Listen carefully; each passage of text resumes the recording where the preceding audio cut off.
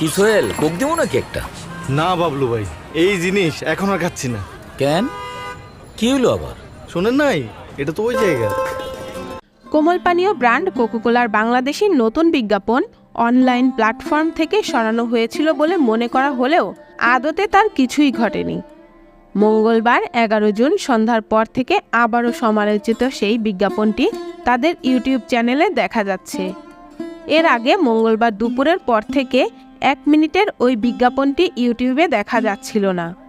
এতে প্রায় সবাই ধরে নিয়েছিলেন সমালোচনার মুখে হয়তো বিজ্ঞাপনটি সরিয়ে নিয়েছে কোকাকোলা।